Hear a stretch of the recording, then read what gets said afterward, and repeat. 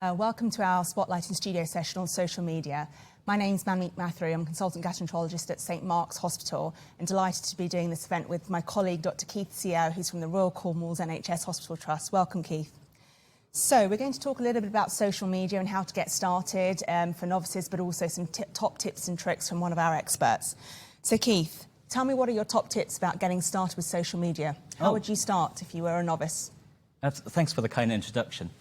I think social media, if people are new to it, can be quite possibly a little bit intimidating. But most people will have social media accounts on your phone for personal uses. But from a professional standpoint, you have to decide, what you want to get out of it. What is the purpose of joining?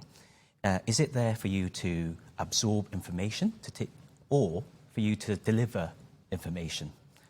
Because not everyone is there to use social media to proactively shout out. The most important thing is defining your purpose. And then secondly is your profile. Because you want people to know, who you are, what you're there for, and to have a description of why you're on there. And what you do, so that people know a little bit about you, because social media can be a minefield, and we may not know a lot of people who are out there. So I think you need to know your role, have a good profile, and for others to know what you're there for, really, and so that you appear credible. That's a really interesting point. So I guess when you think about your purposes, because you're obviously very active in the GI Twitter community, so are your purposes primarily to give information, to receive information, or is it a bit of a dialogue on a global level that you actually work out what's going on in GI communities outside of where you might work, for example? So what's your role? I think from my perspective, I want to connect with the international GI community. So I use it for different purposes. I use it to follow the latest trends in gastroenterology. I follow journals to see what the latest things that are coming out so that they can shape my practice. And I use it to collaborate with others and to make friends with people from outside my local department.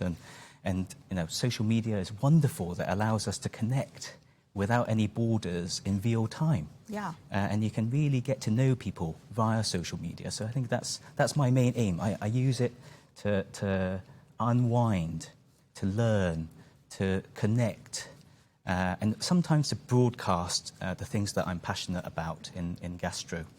It's really interesting, isn't it? Because if we think about how we now digest our news, it's via social media. So actually, when we're thinking about guideline updates or new research, or collaborative sort of opportunities, as you say, actually social media is probably a bit more of an up-to-date way of achieving that information. Absolutely. And don't forget, social media, if you have an open account, is accessible to anyone around the world, including patients who may be even searching for your name when you're looking after them. So is that a problem? Because it's, as you said, a public platform. So if you've got patients and the wider general public viewing sort of sometimes sensitive data, sort of confidential sort of issues, how do you get around that in your sort of practice? I think that's why you have to define your purpose very carefully.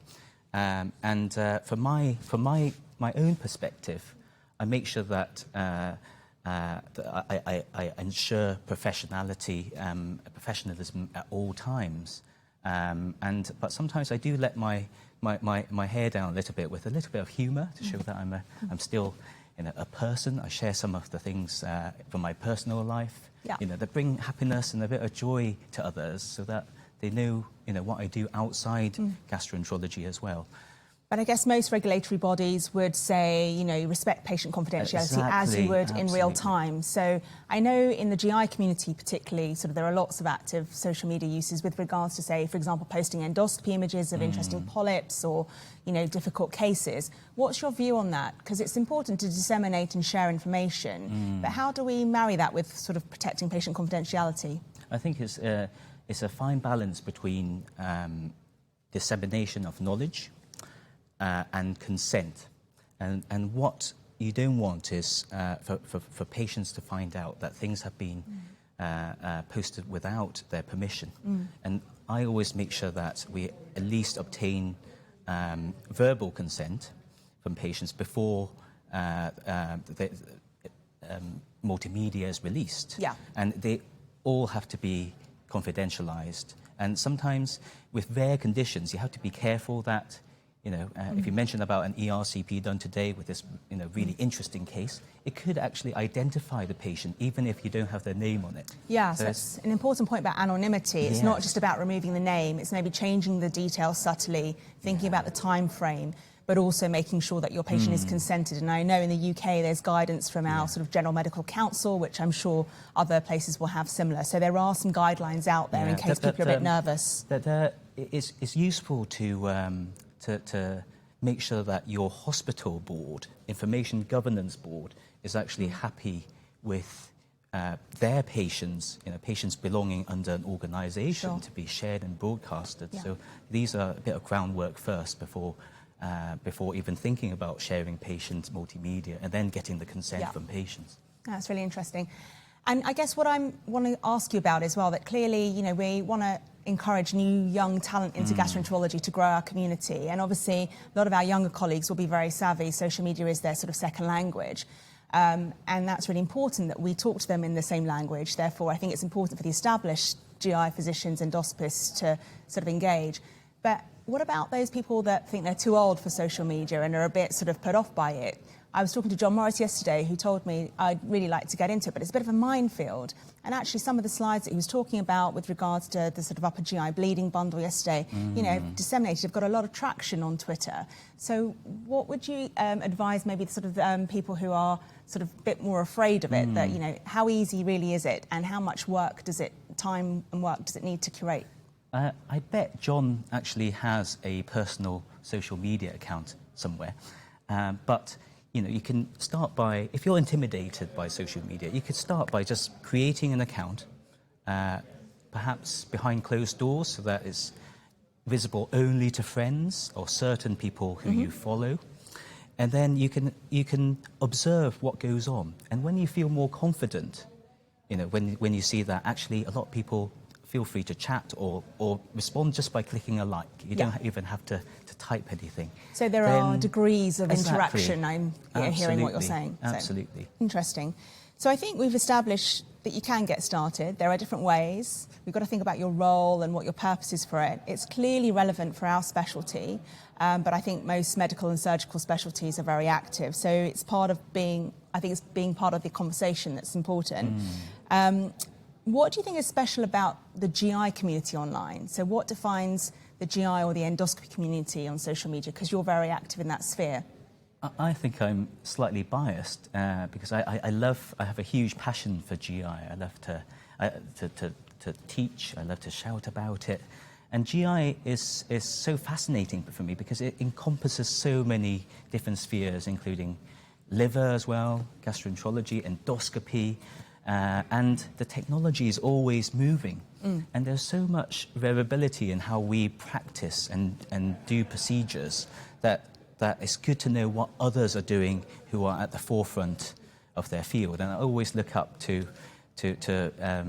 people from advanced institutions to see what's out there. And also you can see from industry what's happening, from journals with the latest research. So it's great to put me up to date. Yeah, I was going to make that point, actually. It's good research opportunity, collaboration, partnering with industry, thinking about disseminating training or new techniques, I think. And obviously, we're a very visual specialty with endoscopy, so actually it's quite nice that you've got a visual platform that you can actually share that with. Absolutely. And I think also we have to remember that some of our research collaborations are also with patients. So actually thinking about targeting the GI patients online as well, we wouldn't normally have access to that. So I think there are some relevant points from the gastroenterology social media that we can actually really take advantage of if we use this to our, this platform. Absolutely. So tell me what your thoughts are about managing hospital accounts or unit accounts. So I know that you talked about it's a good way of getting information if you follow, say, the AGA or the Wolfson unit or the St. Mark's. There are the journals, as you've mentioned. Do you have any thoughts about how to manage a professional account for maybe your unit or your department? I think it's similar to maintaining a professional account, just that the profile photo may be a bit different. You have to adhere to a set of guidelines with conduct, and you have to really know your role and what kind of messages you want to communicate out there. Who is your target audience? What kind of posts are you there for? Are you there to promote your own priorities, products, whatever? But you need that connection with the public, and these accounts need to have some momentum so that people know why to follow them, and they have to post content that's interesting to their audience. So that's I think the real basics, but with added layer of professionality and governance. Yeah, I guess it's important because I think you've got very specialist units that might wanting to say promote, say for example polyposis or IBD. Yes. You have to work closely with your team to make sure that they're happy with the content that's posted, and as you mentioned before, that it's in line with your hospital information governance, because actually that is quite an important area, because once it's online, it's there forever. It can't be erased. Yeah. It's in the public domain. So I think it is quite a big step in a way. That's true. You also have to decide how it's run. Who runs it? Is it one person or is it a group of people? And is it? Would you give a degree of autonomy with people posting, or does it have to be, is it something that has to be ratified beforehand? And what pictures, the multimedia you share, you make sure that they don't infringe on copyright rules. Yeah. Okay, that's or really good sources point. are credited. Yeah. And I think that's the thing, isn't it? You can cite a paper or cite a thought, but actually you can then put a link directly to that paper, tag in that journal. So actually it's a way of acknowledging other people's work. So just to wrap up, Keith, we know you're hugely successful in the Twitter sphere. You're a bit of a GI social media star, as evidenced by our conference this year. So what are your top 3 tips to take away from your experience as to how to make your social media profile successful as a GI endoscopist? Okay. Give me some top tips to take away. I personally think that it's useful to have your name on social media, on your profile, so that people know who they are, which account they're looking at, and who they're following. You need a reason why they should follow you, and that should be easily explained within your profile. And I think definitely having a link to further to your profile or your research account is really helpful. So I think that's you need people to know that you're genuine and down to earth, and get out there and post, create an account, and don't be scared to post. Absolutely. And I guess closing comments from myself are, think about the hashtags, because you can follow, for example, ESGE Days 2022 and essentially track the conference online. Think about the journals that you might want to follow. There might be people that you specifically know of that you might follow personally, but also institutions. And I think, just a really important point for a closing comment, I would like to say that I think social media is a really important way of promoting equality, diversity and inclusivity within our specialty, which I think is something that we're all very keen on, because actually everyone, it's a flat hierarchy, and everyone can contribute and everyone's voice is heard. And second to that, I think it's a really brilliant way of connecting with the new talent that we want to get into endoscopy and GI. So I would suggest, all of the, brilliant people that are present, in our specialty interact online, because it's a way of taking the conversation beyond the immediate. Absolutely. Great. So anybody want any further top tips? Keith is around, I'm around, the social media working group are working very hard for ESGE 2022. We're happy to help you set up an account, walk you through, come and find one of us. We'll be very happy to help and support. Follow the hashtag, follow Keith, follow ESGE, and wishing you a very good conference. Thank you very much. Thank you. Thanks, Keith.